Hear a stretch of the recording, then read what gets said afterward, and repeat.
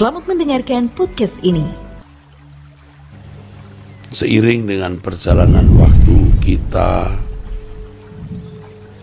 kiranya ada progres, ya, ada pertumbuhan, ya, yang kita benar-benar alami, saudaraku. Seperti yang pernah saya kemukakan, ada orang yang bolak-balik lihat saldonya di ATM, ya, saldo rekening banknya, ya. Apakah kita juga bolak-balik melihat saldo kesucian kita? Maksud saya dalam apakah masih ada dosa, masih ada kesalahan yang kita perbuat, atau tindakan kita, keadaan kita yang tidak membuat Tuhan nyaman. Kalau kita benar-benar mengasihi Tuhan, kita akan melihat saldo hidup kita masih ada dosa enggak? Ya, masih ada saldo dosa enggak yang kita sisakan dalam hidup kita? Kalau terkait dengan uang, orang mau saldonya lebih besar. Tapi kalau bicara mengenai kesucian, saldo dosa kita makin kurang. Saldo kebiasaan kita makin habis. Ya, terus dikuras habis, muncul lagi, dikuras lagi, muncul lagi, dihabisi lagi, saudara. Sehingga kita memiliki irama hidup yang benar-benar berkenan di hadapan Allah. Jangan saudara anggap ini sesuatu yang mudah. Ini bukan sesuatu yang mudah. Ini lebih sukar dari karir, lebih sukar dari mencari nafkah, lebih sukar dari studi, saudara.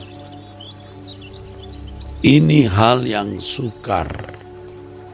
Jangan anggap remeh dan jangan tidak didahulukan. Karenanya di Matius 6 ayat 33 firman Tuhan mengatakan, carilah dahulu kerajaan Allah dan kebenarannya. Saudara, kita punya banyak masalah dan juga kebutuhan. Tetapi lebih dari semua masalah yang kita hadapi, lebih dari kebutuhan yang kita rasa mendesak, kebutuhan kita yang selalu mendesak adalah selalu menghabisi saldo kesalahan, saldo dosa, saldo kebiasaan buruk yang masih tersisa di dalam hidup kita. Makanya betapa berartinya saat-saat kita berdoa seperti sekarang, atau doa pribadi saudara masing-masing di mana kita mengoreksi diri. Saudaraku, hal ini akan membawa saudara kepada satu pengalaman, yaitu menjadikan Tuhan sebagai kebahagiaan. Kalau kita menyisakan saldo dosa, saldo kebiasaan buruk, atau saldo kesenangan, masih ada sesuatu yang kita anggap itu menyenangkan dan membahagiakan, itu bahaya, saudaraku. Itu bahaya. Dan jujur saja, karena kita sudah merekam banyak keinginan yang dulu kita nikmati di dalam daging dan jiwa kita, maka hal itu sering menuntut muncul di dalam pikiran kita, menuntut untuk dipuaskan. Selera kita sudah rusak selama belasan bahkan puluhan tahun, saudara, sehingga kita tidak sungguh-sungguh haus dan lapar akan Tuhan sebagai satu-satunya kebahagiaan kita. Saudara, bagi yang masih muda-muda, jangan membangun kebahagiaan dengan apapun dan siapapun. Tetapi bangun kebahagiaanmu hanya di dalam Tuhan.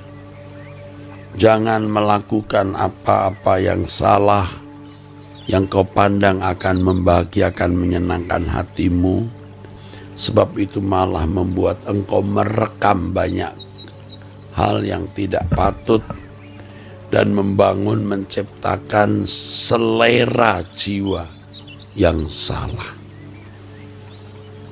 Kita sebagai orang-orang yang sudah berumur, bagi Bapak Ibu, kita harus benar-benar kerja keras untuk menguras saldo dosa, saldo kesalahan dan kebiasaan yang Tuhan tidak kehendaki, dan saldo percintaan dunia yang masih bersisa karena melekat di dalam diri kita.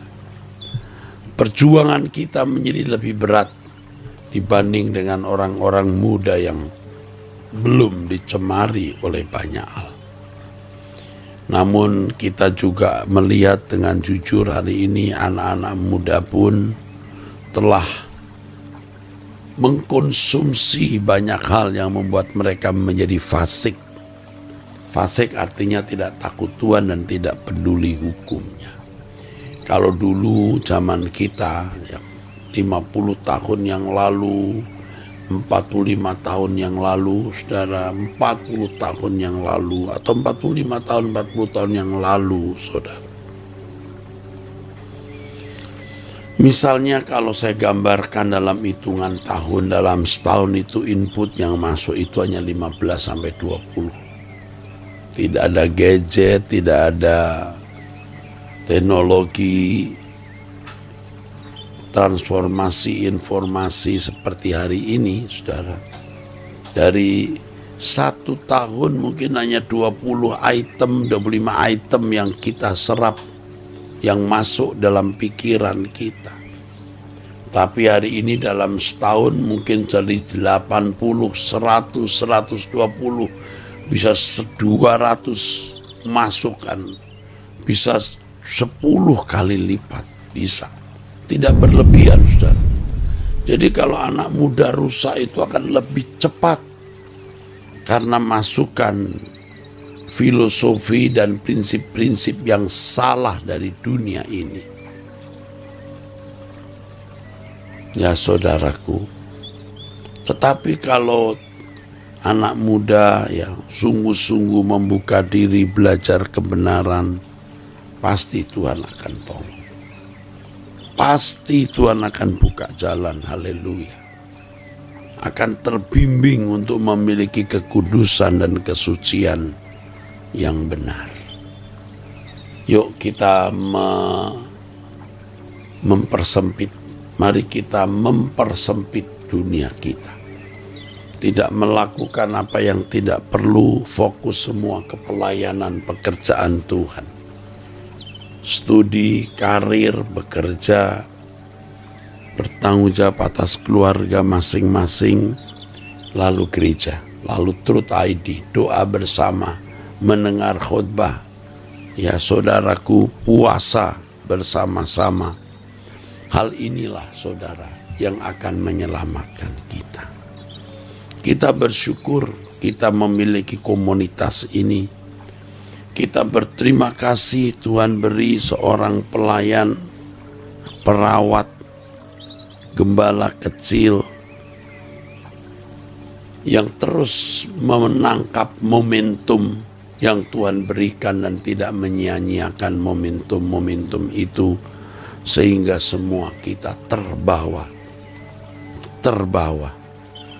Kalau saya tidak memanfaatkan momentum, kalau saya tidak peduli lawatan Tuhan dan tidak memanfaatkan momentum, saya sibuk dengan banyak kesenangan. Saudara, kita semua tidak terseret kepada Tuhan, tapi terseret kepada dunia ini. Jadi saudara jangan menganggap kalau kita bisa tiap hari ke gereja doa pada hari-hari puasa ini, itu sesuatu yang berlebihan. Kalau saudara melihat kekekalan, saudara akan tahu melakukan lebih dari ini pun kita lakukan, saudara. Ya, jangan menganggap berlebihan setiap pagi kita bangun. Ya, kalau waktu Indonesia Barat ini bagi kami, waktu Indonesia Barat kami harus bangun jam 4:30. Kadang-kadang sebelum jam itu. Saudara-saudara Indonesia bagian timur, tengah harus bangun ya.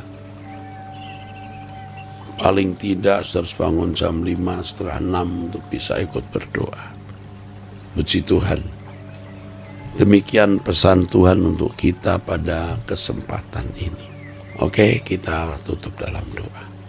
Bapa di surga, pimpin kami dalam menjalani hidup hari ini. Terima kasih yang mulia. Dalam nama Yesus Kristus. Amin.